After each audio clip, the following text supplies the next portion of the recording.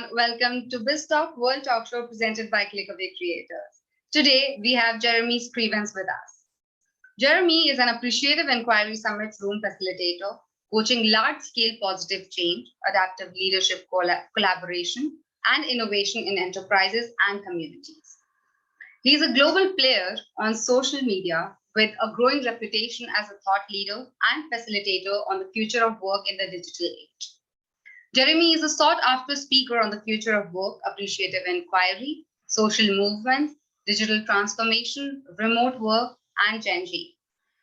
Gen Z is the young workforce members wired for collaboration for social good on a global scale. I am a layman when it comes to all of these things, so I would not like to take a lot of the screen time. And without any further ado, let me just introduce you to the man himself, Jeremy Scrivens. Hello, Jeremy. How are you? Hi, how are you? Nice to meet you. It is lovely. It is absolutely a privilege having you here with us. And we're really excited to know about your journey so far. So please enlighten us. Well, it's lovely to be talking to one of the up-and-coming young leaders in India in this whole space. Your generation is such an important one because my generation has perhaps not looked after this world as we should have done. And I know that your generation is very concerned about this.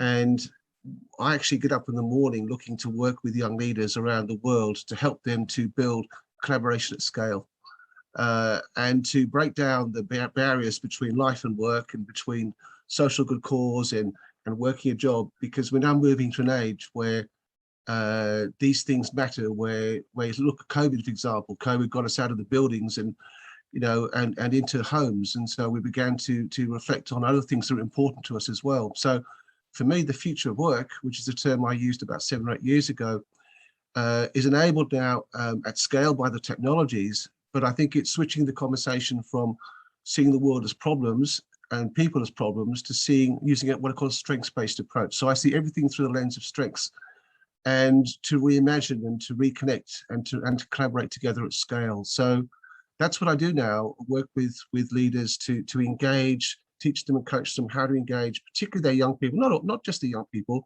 but a new generation of workforce members coming through, in how to really engage their passion and their innovation, their creativity for a better world, to serve humanity in their work.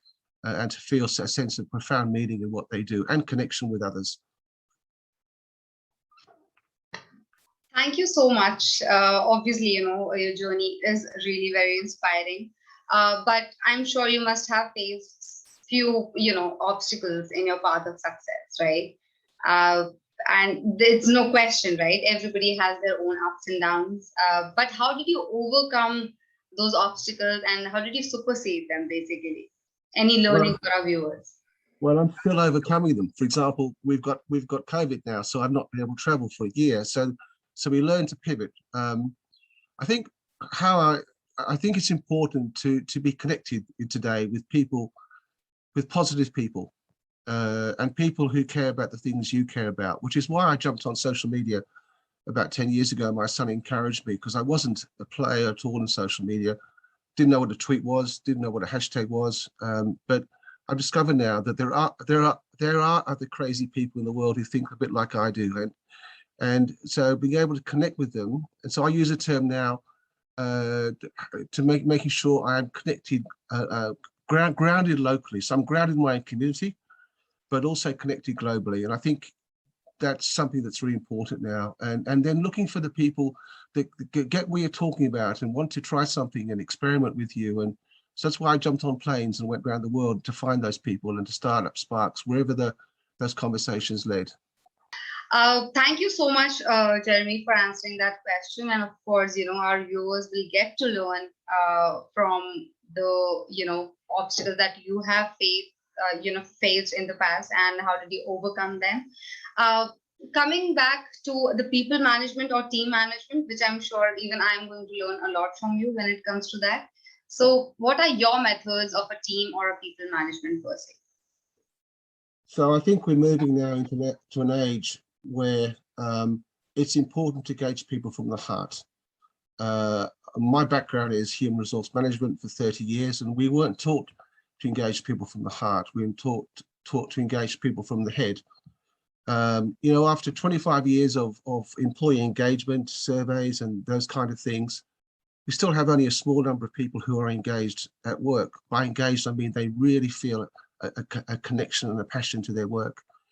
What we know about those people who are connected is they have a sense of ownership of their work. So they get to own what they create. So I look to involve people and to coach leaders how to host the conversations now. So the new leaders as hosts of conversations with their people. The world is uncertain. There are no experts on the future of work. There are only commentators. We now have the tools, we have the data. Your generation has the technology, the apps, the mobile phones, to create your own future. And to do that on your own individual life work purpose, irrespective of a job or a company you're in, but also to connect with others, to collaborate at scale.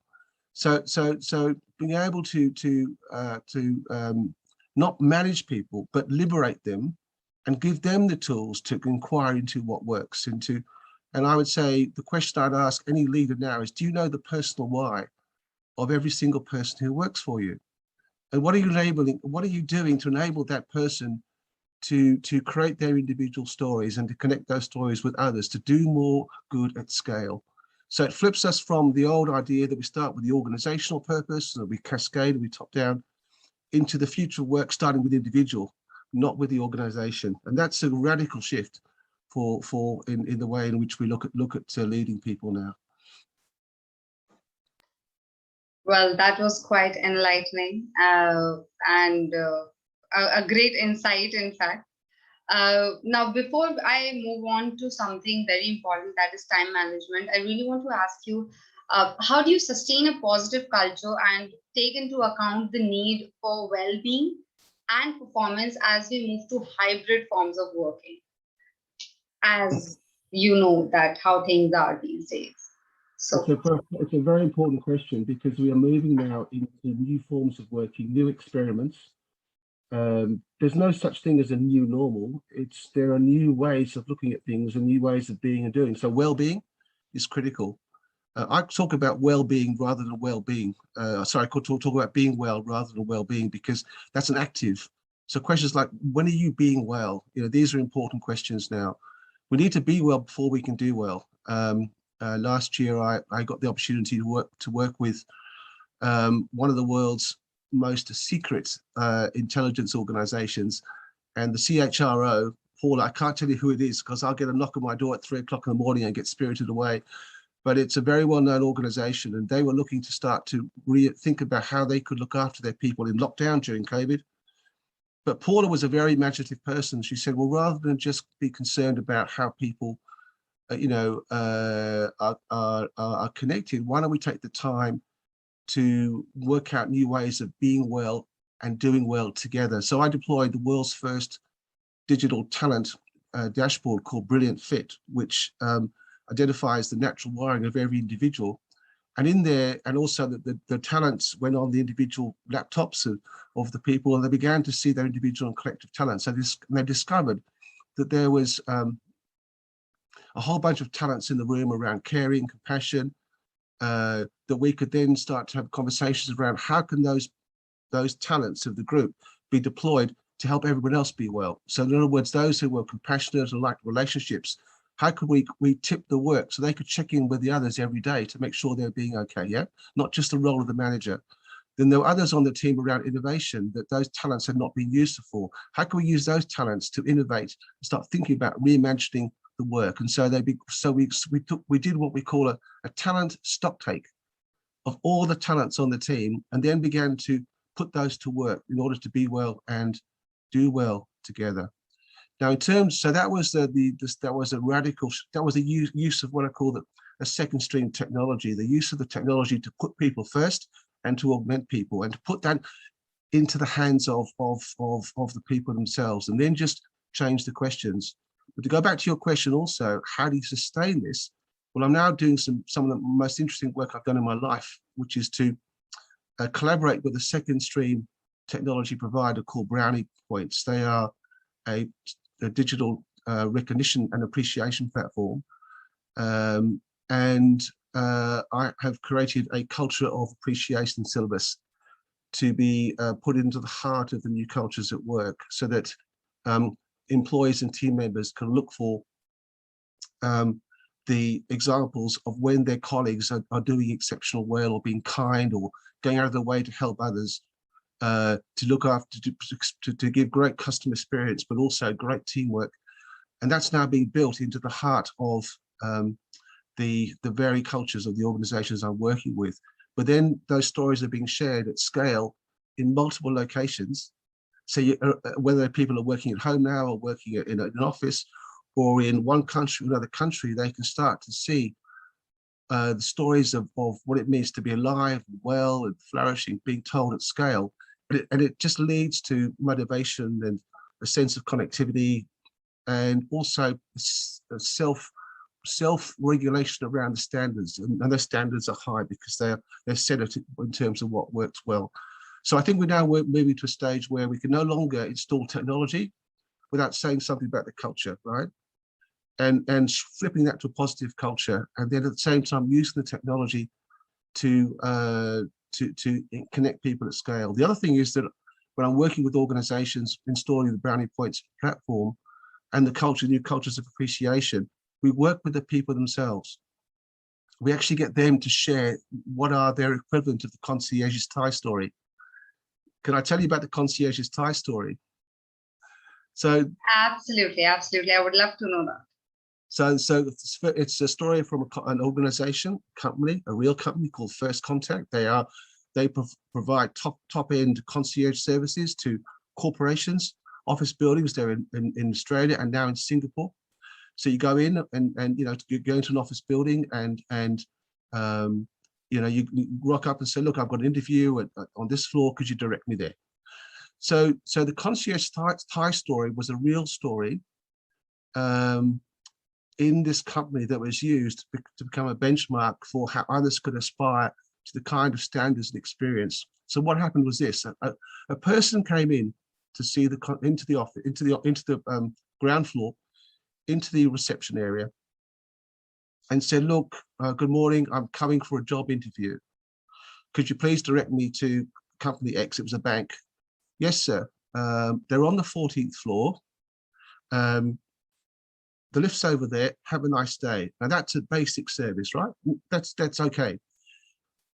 The concierge could have then said something like, in addition to that, over there, there's the lift. Have a nice day. By the way, I wish you all the best with your job interview. I'll be thinking of you. That's another level of service. I call that good. But here's the great level, and this is what actually happened. When the person came in, I've come for a job interview. Yes, there's the floor, there's the lift. By the way, I noticed you're not wearing a tie today. No, I'm not wearing a tie. Well, look, the company you're going for is very conservative. They all wear ties. Even the cleaner has to wear a tie.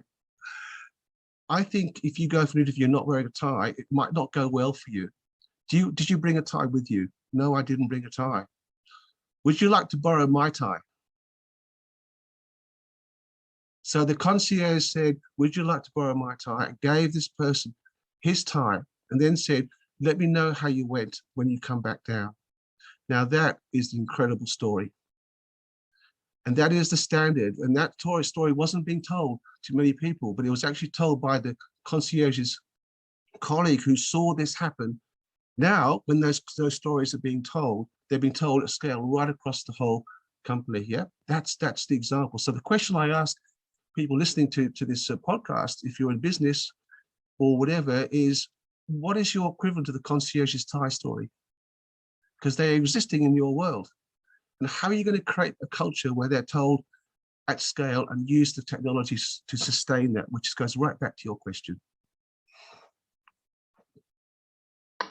That was an amazing story and a learning for everybody who listens to this, even for me. And, everybody should actually learn from this because, I don't know, this guy left me speechless. How often, that wasn't part of his job description, was it? He didn't have to give that person his time. He cared because he cared. He was compassionate. That's customer service from the heart, not the head. Yeah. The head stuff was this. It's the 14th floor and there's the lift. The heart stuff was, I care about your success, and I'm going to collaborate with you to ensure you have a great interview. Now that is something that's already, and the great news is that with the kind of appreciative inquiry conversations that I use now, we use a principle that says what you want to see more of already exists. Someone somewhere is doing what you want to see.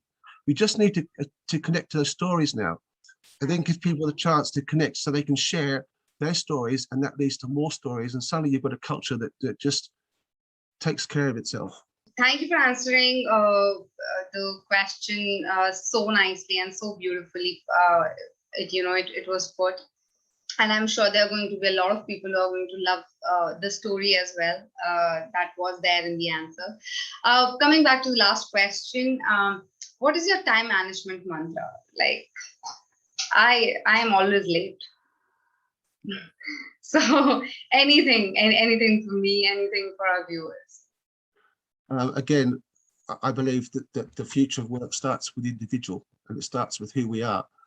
So I use tools now, like I mentioned the Brilliant Fit one before, where taking time out to discover who you are. So, for example, we know that roughly about half of people are wired around being competitive. They're naturally competitive. They want to succeed. So for them, not everything is given the same amount of time. So we talk about strengths and struggles now, not weaknesses. So a strength is, if someone is competitive, we want to make sure that they have the time to be able to give to what I call their magnificent obsession. And that means that they will 60, 70% of the time given to one major thing. They want to finish it and follow through and stay focused on that one thing. So focus on the one thing that you care about if you're wired around being competitive. And then make sure you have your colleagues around you, or your friends, your family, who can ask you when to turn down that strength, so you can take time out to be with them and not just do one thing. Then conversely, there are people who are not competitive. They are what we call balanced. Their talent, the Brilliant Fit picks us up. Some people are wired around balance. That means there's a time for work and a time for home. So it's important that they work in jobs and work and experiencing life where they can have the balance. And so when they're stressed, or when they're not experiencing well-being, it's often because, or it's at least worth checking in to make sure that find out what their talents are, and so just to reconfigure their time to make sure there's that balance in there, taking time out just to be themselves. So I start with that. Not everyone's the same. Work-life balance is not the same for every person. It's different. It's different for everyone, but everybody has their own ways of dealing with it. So basically, everybody's way is right. That's a very good way of putting it. Everyone's way is right. When you work with others, though, it's important to take the time out to ask the question, what works for you and what works for us, so that there is that balance and that trigger in the conversation, time to go and have a drink, or time to have a conversation, or time just to do something else. But there is always this idea that for some people, it's this, and for others it's that, and there's no one size fits all here now. This is like what you might call the data of things now, the data of talent, the data of work. The data of work is not the job. It used to be the job.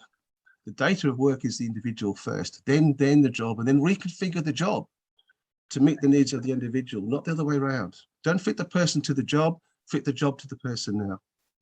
Right. No, I actually get what you're saying. Thank you very much. And that widens our horizons also, because as I was hoping to learn something from you, like tell me about your time management mantra. So instead you told me that, everybody has their own way of managing it. So just see what works out the best for you. And that's what we call free will, and how that way we'll actually be able to understand ourselves better, what is good and what is bad, and what needs more attention on time. Some people will work long periods of time. Others need a lot of breaks. It's different. It's not the same for every person. Exactly. Even I do need a lot of breaks. Like I need around 4 to 5 breaks a day. not more than for 5 minutes, though I'll just take a quick, 5 minutes break. I'll just have a cup of coffee, roam around, and I'll be back. So great. Thank you. Thank you so much, Jeremy, for sharing such great insights with us on everything that I, was asking. You gave a very beautiful answer for everything. And obviously, our viewers are going to learn a lot from this interview for sure. We really look forward to having a chat with you again in the future on some other trending topic in our industry, in all of the industries, in fact, because this is the right fit for everyone. And for our viewers, if you like this chat with Jeremy, please like and share this video, and also subscribe to ClickAway Creators YouTube channel to appreciate what we do, and you have more coming from industry leaders like Jeremy. This is Bharti for BizzTalk signing off. Thank you. Take care. Bye-bye.